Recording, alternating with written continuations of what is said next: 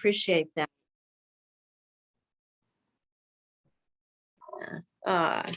Well, welcome everyone. Thank you for coming to our event, How to Earn the Respect of Your Team in the Virtual World. I love this topic. I love the whole idea of earning the respect of your team. My name is Shar McBee. I'm an author. I've written a lot of books, but 3 of them have been bestsellers on Amazon in their topics, all about leadership. 1 was about volunteer leadership, and 2 are about leadership, mostly for tech companies or anyone they appeal to, but all 3 of them went to #1. I told you their categories, and business leadership on Amazon. So I love this topic of leadership and earning the respect of your team. And the main reason I would say maybe the main reason for me is that I used to lead giant teams of people, sometimes up to 1,000 people in all different countries. And I loved my work. I did it for a long time. It was so much fun, but I have one really strong regret.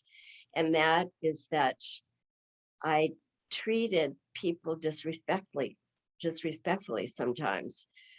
It was important. I foolishly thought the work was important, that the work was more important than the people, just getting it done. And also a lot of that work that I did was volunteer work. So I thought the mission was more important than the people. And when I look back over my whole life, that's my main regret, is when I did that to people. So I was so happy. Lou Hurtado was on with us. He's helping with the tech part of this, and he's the one who suggested this topic. And when he did, I just jumped at it because it meant so much for me. And then it was interesting because I read in the Harvard Business Review, there was a survey of 20,000 employees in the United States, and something like 54%, more than half of them don't feel respected at work. So it's a really, it's important. So I'm so happy that we can address the topic, and we have some ideas for you today that will help you earn respect, give respect, feel respected. It's so important when you're in a leadership role. So one of the things that I think about a lot in terms of respect is that we have to respect ourselves, who we are. We can't give something that we don't have. So if we don't respect ourselves, we can't give that respect to other people. And I really learned it in this situation once. I was coaching a man he was an executive, a corporate executive, to give a speech. And it was weak.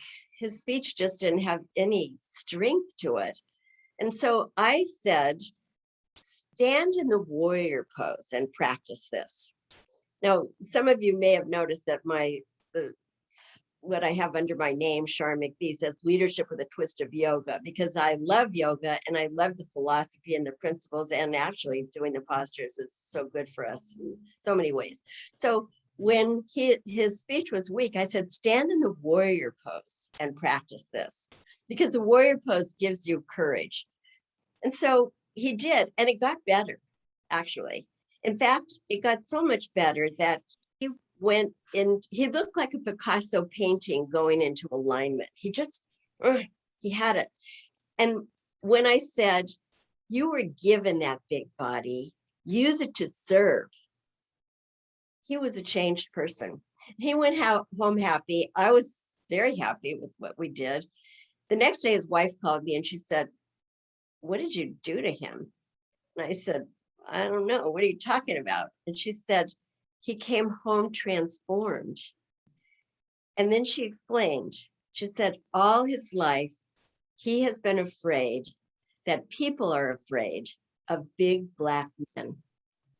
And because he was so tall, he spent his whole life trying to make himself look smaller. And she said, when you said you were given that body, use it to serve, she said, everything changed for him.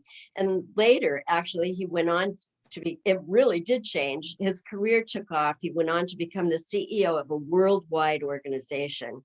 So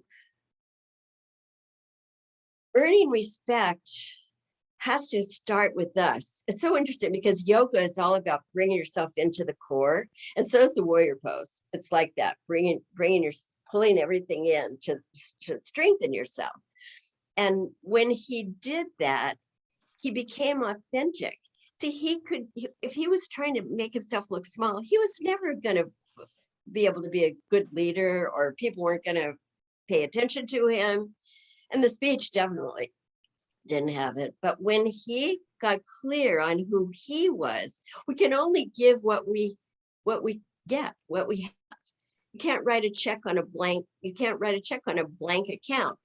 And so this whole idea of your own authenticity is so important when you're trying to earn respect or give respect. So I loved that story. And then another time I saw that this idea of your own authenticity was with myself. I was giving a speech in Austin, Texas, and it was a conference for 300 Lutheran ministers. And they had read my first book, To Lead Is to Serve, and they loved the philosophy. And so they hired me to be the keynote speaker at their statewide conference. But something happened to me.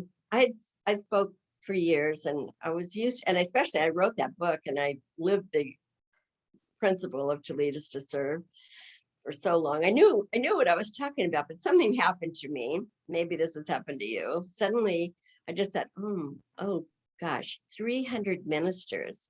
They speak every Sunday. Their whole life is about to lead us to serve. Who am I to talk to these guys or tell these guys anything? And I just started wobbling. I lost my core. See, the principle of the warrior pose, the principle is stability before mobility. You have to be stable before you can reach out, or before you could do anything. So I panicked inwardly that day, right before I was about to speak. And then as I started to speak, it came back to me that, wait a minute, I know this. I lived this. I worked with volunteer organizations my whole life. I have, seen them increase their volunteers 500%, make double their donations, triple their membership. I just had so much success with this idea of to lead is to serve, and making that shift from instead of trying to get people to do what you want them to do, give them the opportunity to give as much as their hearts can give. So I remembered, and I then just I said, well, they all speak, they know this, but I know what I know. So I just offered what I knew. And I became steady, solid. I got grounded in who I am and what I know and what I have to offer people. And the speech was a big success. People came up to me afterwards. It was funny. One minister came up to me and he said, "I liked your sermon." I took that as a great compliment. It was fun. So what I'd like to do in my leadership trainings, I always include a little bit of yoga. Because of that, what happened with the man who I asked him to stand in the warrior pose, when I saw what a difference just a little thing can make, I started I've been studying yoga and practicing it for 40 years, but I realized how much it had to do with leadership. So what I want to do right now is with all of you is just practice the arms of the warrior pose, because this is something that will help you if you find yourself feeling disrespected or wobbling in your own authenticity, knowing who you are and what you have to offer to the world, because you guys have so much to offer. And I just want to support you in that way. So we're just going to take a minute now, but I'd like you to just sit up straight and put your arms straight out if you can, and then turn your chin over facing towards your right hand, and hold that. And then at the same time, see, yoga is not about stretching. It's about coming into balance, it's about expansion and contraction, about success, north, south, east, west, the whole world works that way. So as you hold it, I would also like you to think of your trapezius, which is the sort of triangular muscle that goes loosely from your shoulders down and then pulls in towards your spine, the top of your spine. And I'd like you to imagine stretching out with your shoulders and your arms, but at the same time, pulling in towards your spine, towards your core. Right? And if you will do this just occasionally, every day once would be fantastic, you will not end up all hunched over like people that do end up, so many of us spend so much time hunched over a computer, and you end up actually walking that way. So what I'd like you to do is reach out, pull in, and that's it. Thank you. You can relax now. And one of the main benefits of the warrior pose is that it gives you courage. So if you're feeling, oh, I don't know, or if someone's not respecting you, do the warrior pose. Stability before mobility. All right, now I'd like to introduce my co-host on this program, Corey Welsh. She's I say important, she won't want me saying this, an important person at LinkedIn. And we actually met on LinkedIn, which shows you yoga means union. So LinkedIn is like yoga in that way. We met on LinkedIn and we connected over the idea that we both had lived and worked in Australia. And that was really fun. So I'd like you to please welcome Corey Welsh. Thank you, Shar. And to everyone who joined, thank you for doing that, because I'm so grateful I get to make 11 or 12 new connections today, even though we can't be together in person. So I don't know about you, but I am feeling much more stable after a busy work week, after that quick warrior pose. And I'll share with you the story that has really led me to have the same philosophy as Shar. So as she mentioned, we had the privilege of meeting on LinkedIn, but it wasn't purely yoga that drew me to her profile. I actually came across her, the name of her real business and philosophy, which is on her LinkedIn profile, which says the joy of leadership. And I am a big proponent of basically two things that I think really make up leadership, and those are joy as well as service. So if to lead is to serve, my goal today is simply to share with you two quick stories, if they can be of service to your experience and the way that we all earn respect in what now, as we know, is a virtual world for everyone. So whether you've worked remote in the past or whether you're, someone who works for yourself, I know that for me, I'm in a virtual environment more than ever. So I've come to find that two simple strategies helped me to build not just respect of the people on my teams, but to really have respect for my managers and the leaders who I was charged with, reporting to. I work at LinkedIn, as Shar mentioned, so I'm in sales training, but that's actually only a new career for me. So I'm going to tell you about the first story really ever in my career where I had to give someone constructive feedback. So how many people here, just to get a sense of the room, if you will, either dread giving constructive feedback or dread getting it a little bit? Anyone here? Okay. I see a few raised hands. I see some Zoom hand raises. Perfect. I know for me that is one of obviously the things that makes me most nervous in the workplace. And I actually read in the Harvard Business Review an entire article about the art and craft of delivering feedback, which says that it's one of the things people most want more of in their career. And it's the thing that people hate doing the most as well. So I was very lucky to have someone who trained me, my first sales trainer, when I was about 22 years old in my first job after college. I went to USC, like at least one other person on this call. Is there anyone else who went to USC or is a Trojan? Down in LA, University of Southern California. Gabby, so grateful that you joined today. So I was in a position where I had been asked to be a manager. I was basically an interim manager because I was in a training program. I was 22 years old and I was being asked to manage a sales floor of anywhere from 30 to 50 people. And my kind of disillusion or misconception was that to give feedback is to correct someone who could be doing something better. My understanding was, oh, constructive feedback is to make them better. So who am I to give feedback if they've been doing this longer and they've been mastering this craft for more years than me? Because I was obviously early in my career. And so I actually had the courage to bring this up to my sales trainer when we were in a big group, and he asked everyone, like, how do you feel? How's it going with feedback? And I said, I have to admit, this is the thing that I dread the most. And he said, Corey, tell me, what do you think is the purpose of feedback? So I would actually challenge all of you now. I'm going to pause to think and ask yourself, you don't have to answer. What do you think is the purpose of feedback?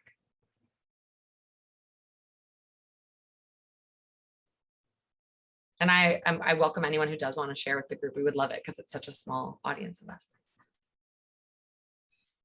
I think that it might be to find out if there's a misalignment, how that misalignment might be brought into focus by understanding why there is a perceived misalignment. To learn if there is a misalignment and then bridge that, or maybe it's back to that union of yoga. I love that answer. Anyone else have another, like an added benefit or purpose of feedback? Yeah, I think that feedback could not only, in addition to what the gentleman just said, but also, improve teamwork and communication, and ultimately just improve the situation and the environment. Yes. Okay. Could not agree more. So improve communication, improve teamwork, and just improve the situation overall. So I actually want to combine those two because they resonate perfectly. And I think the standout for me was like you just said, I think it was who just shared that actually, who's not on camera, Josh? Yes, ma'am, that's me. Thank you, Joshua. Sorry that I couldn't tell. So like Joshua said, right, my understanding was that my goal was to improve the situation. And I think that's what was intimidating me, was what if I don't know how to improve it? But I know that it was wrong. Something was misaligned, to Garrick's point. And the sales trainer said, Corey, the goal of feedback is simply to seek to understand. He literally stopped there. And I was like, seek to understand what? And his thought was, as we obviously went on to build a relationship, I knew this guy for years. He said, the goal of feedback is to seek to understand what was the other person's motivation. And then maybe you'll have clarity, or you'll share with them your understanding. And then we'll bridge that misalignment. So Garrick is spot on. And that helped me to take forward in my, early career then, a totally new way of thinking about it. If my goal every time I want to give feedback, or I'm tempted to give it, is just to seek to understand, doesn't that mean that to lead is to serve, right? I'm looking to understand the other person. So one of the best ways that this happened, that I saw it happen to me, was when I later, if we fast forward about 7 years, I moved to Sydney, Australia, as Shar mentioned, and I was in a brand new situation again. I was thinking to myself, who am I to give these people feedback? I just want to come in and earn their respect. I don't want them to think I'm too American or too pushy, because I tend to be, a gregarious and action-oriented person. And I was in a team meeting where I had been learning a lot. I was trying to get everything done in a timely manner to impress people. And we were leaving the meeting after about an hour, and my manager pulled me aside. He basically touched my arm and said, hey, do you mind waiting a moment? I'd love to give you some feedback. We all know how that feels. My heart dropped into my stomach and I was like, oh no, what is he going to say? I was self-conscious. I was immediately ashamed, and I didn't even know what the feedback was going to be, but I knew it couldn't be great because he asked me to stay back in like a private environment. So what this manager did was he blew my mind, because instead of, telling me something right away, or, criticizing one of my contributions in the meeting, I had been talking a bit in this meeting. He said, Corey, I just wanted to check, is everything okay? And that was his first act of seeking to understand what was going on with me. So I was a little bit taken aback, and I said, oh, thanks for asking. Yeah, everything's good. Then I said, actually, I'm so busy this week. I've been, drowning in my emails. Did I forget to do something? I know I was checking my emails during that meeting. And he went on to then explain to me the reason he asked was because he noticed that I was on my phone during the meeting, almost the entirety of the meeting. And he said, Corey, I just want to let you know that I only stopped to check on you and tell you this because I see you as a leader on this team. You've only been here a few months, but the rest of the team looks up to you. So if you're on your email in the meeting, they're going to think that they should be on their email in the meeting. And somehow he turned this could be dreadful moment into a compliment where he pointed out my potential, a moment of care and concern because he asked and sought to understand how I was doing. And the third thing that I noticed he did was he motivated me to be better. He didn't even say, I don't want to see you doing that again. He simply asked what was going on, and then he shared an observation and the impact. So with that said, that is my newest formula for feedback. Seek to understand, make an observation, never a judgment, never a correction. And then 3, share the impact with that person. If you saw an impact, be confident, have respect for your own observation and share it with that person. The last thing that I've thought about, Shar asked me to share this story and what I gained from it. And I said, I think the reason that that brought me to respect that manager so much is because I felt seen. I could tell that Dave was paying attention to me. He was watching what I was doing in that meeting. Just the fact that he was in that meeting was great sign of a manager who cares to see what I'm performing and how I'm impacting the team. So all those things said, I think that that can be a strategy that we may dread or hate that can actually help earn the respect of others if we take the time to do it. Now, that was one story. And I want to be very mindful that we talked about this event as a place to talk about how to earn respect in a virtual environment. Now that manager was in the room, as you can tell from the story, right? He tapped my arm. And I think this could be hard to replicate sometimes when we're not in passing by environments. It's not as easy to stop at the water cooler. So I'll share with you that I don't think it's impossible. If you fast forward about a year later, I was in a new career and I had gone into sales training myself. And this was still in Australia, but I had a teammate who had just joined, and he is originally from the Philippines, but he lived in Singapore. So the first thing I learned about him was obviously that he has a totally different cultural background and upbringing to me. The second thing I learned about him is that he is a complete goof, and we both love singing karaoke. So in one of our team meetings on our very first month working together, our manager set up a virtual karaoke, which I will give you a hint. Shar and I will not make you do today, but it was painfully uncomfortable to sing over Zoom. And the third thing I learned about Cliff is that he has a lot of self-respect, and he respected me.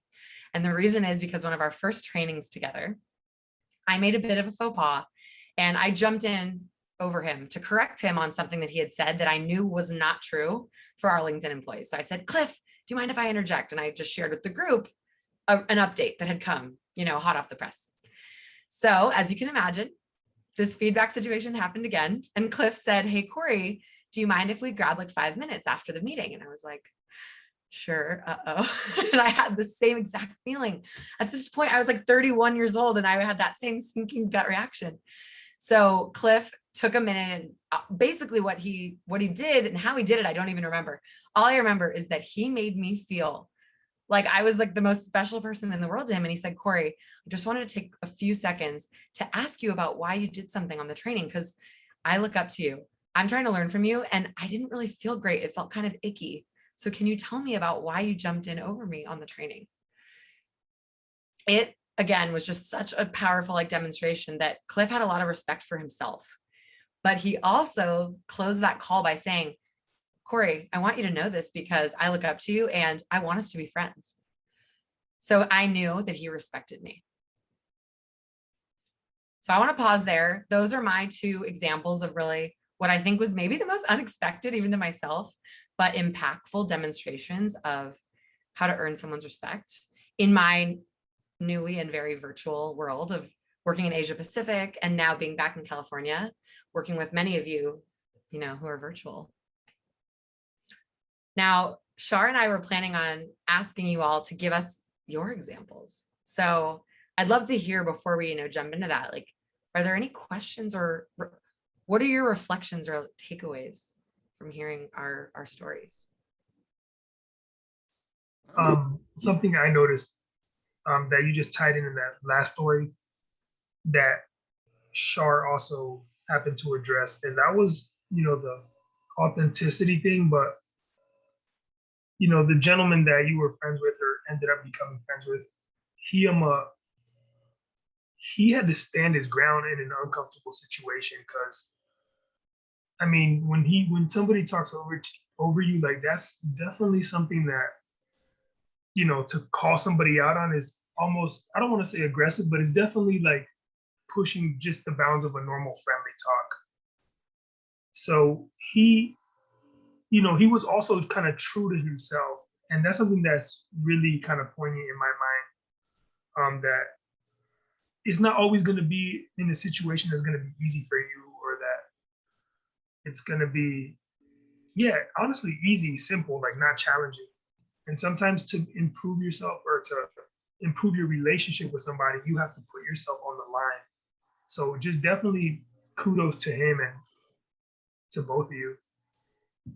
Thank you. That's so kind. And also, I just have to thank you for connecting the dots, because you're right. It was authenticity, which I think Shar led with. I want to jump in on that too. See, that's a really good time when you could use this mountain pose idea of pulling your strength in. You know, they talk about a spineless person versus, you know, so you want to make your spine strong, both physically and mentally and emotionally. And then when you're solid, you can you can say things that when you're wobbling, you can't. So, The dots all connect. Can I jump in? Please do, Sandy. Yes. It's interesting that this is the topic today, because I've taken the last year to take a step back and reflect and contemplate. And this was one of the big questions, because it's been easier for me to do it in my work because I feel so confident in my work. But in family relationships right now, where there's a divide in the family because of this insanity that's going on, I've really had to try and be respectful in some cases where I just want to say, how can you be so stupid, you know, or believe any of this, to figuring out how to determine where are they right now and what is it that I can say that they'll be able to hear. And it especially has come up with my sister, who's just totally gone to the dark side. But you know, we hadn't spoken in a year, almost a year. I just couldn't do it anymore. But, you know, I still love her, obviously, but my nephew got married. And so I knew that they were going to be there. And the only reason that they were there was because I told him to invite them. So they were there. And, you know, the first thing I said to my sister is, I miss you and I love you. Sorry. This is a really emotional thing for me. And I think she was shocked, you know, she just walked away and didn't say anything. And I thought, oh, well, you know, that's the best I can do right now. But then, you know, we were seated at the same table for dinner and all of that. And so with her and her husband, you know, the conversation was polite and maybe not too stressful, to be honest. We just kept off all those subjects. And, you know, a couple of times when she started to go down that path a little bit, I just changed the subject and talked about the wedding. So it was good. But then, so the wedding's over and, you know, we go back to our place. And so, you know, I've occasionally just sent her texts, you know, like happy birthday or whatever, to tell her I love her. But the dynamic, I just can't spend with her, you know, right now. So my point in this is what I said in the beginning, to really reflect on determining where they are and how I can communicate to make it safe and loving. Thank you for sharing with all of us.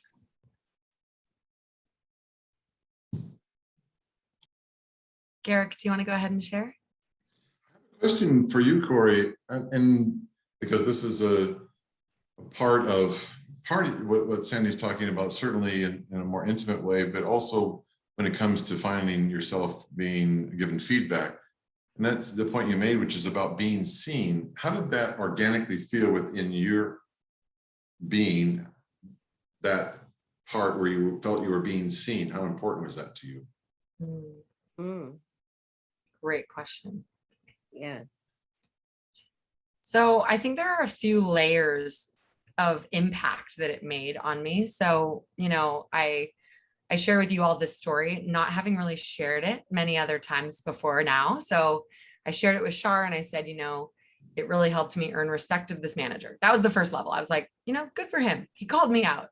Then the second layer was that I really felt that he trusted me to receive the feedback.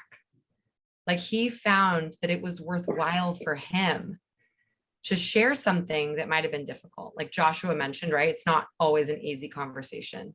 So I think the second level of that respect was appreciation for my manager.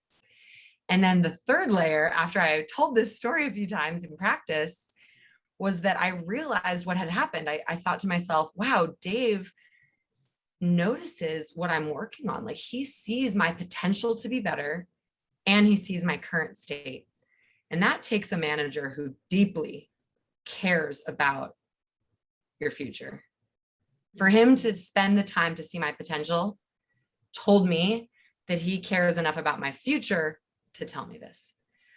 Wow. And I hope that answers your question, because I had not thought about that until now, but there are. But how did it actually, that gave your outer response to his, but it also touched your heart.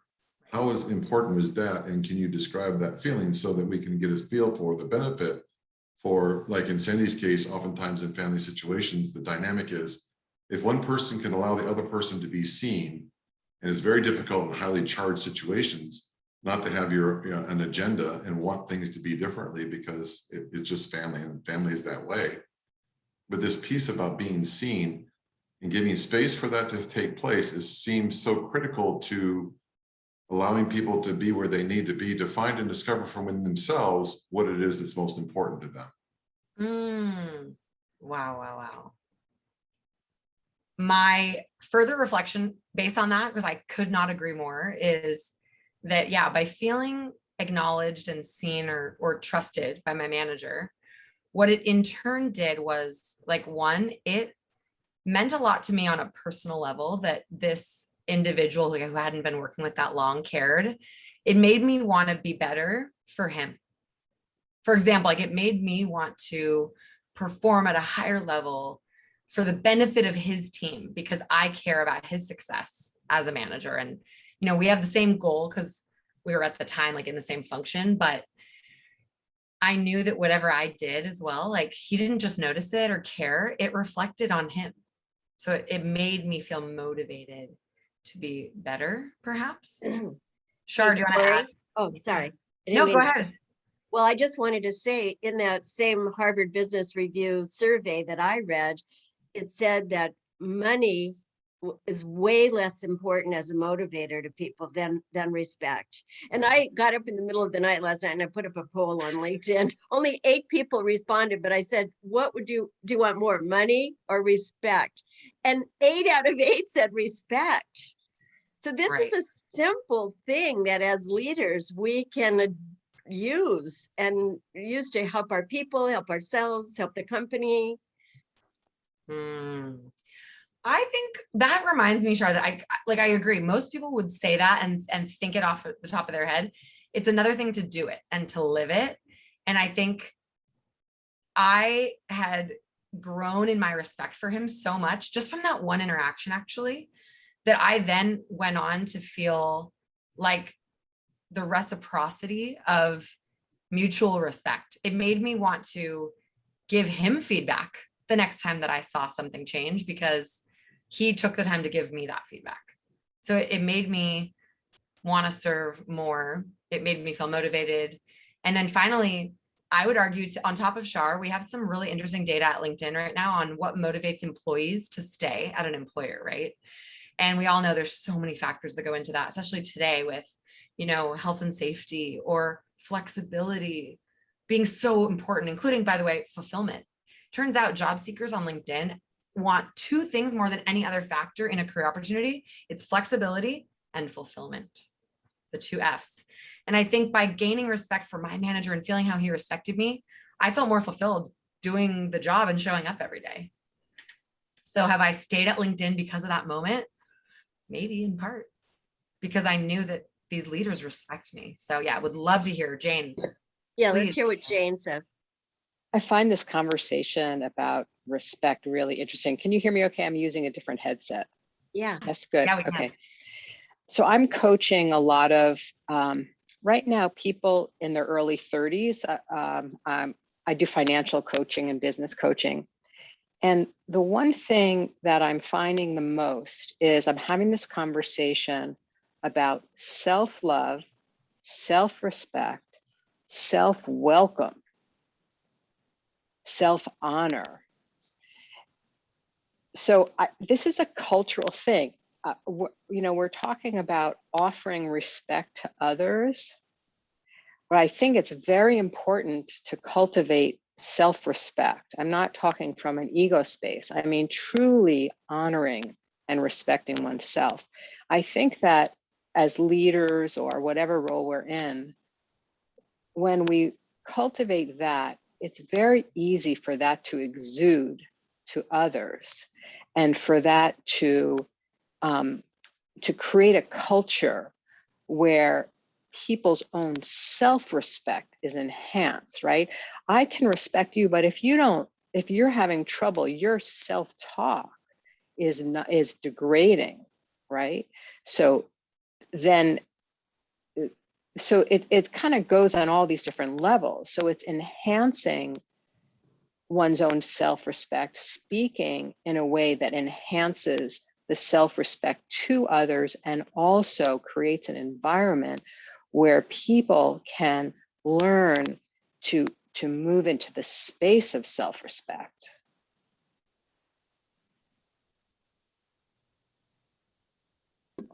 Anyone else that wants to say anything before we complete this? You do, Corey? Oh, No, excuse me. I was welcoming everyone to please feel free to Oh, share, as yeah. I'm astounded by, the resonance of Jane's comment. All right. Well, if we don't have anything else, I want to thank you all so much for attending. I'd love it if you would connect with me on LinkedIn. I love making the connections. And also, I wanted to close with just a quote that I love so much out of the I Ching that talks about leadership, in my opinion. I think it might be my very favorite leadership quote. And it's that all things come to the person who's modest and kind in a high position. All things come to the person who's modest and kind in a high position. I love that. And I want to thank you all again for participating. And I thank Corey.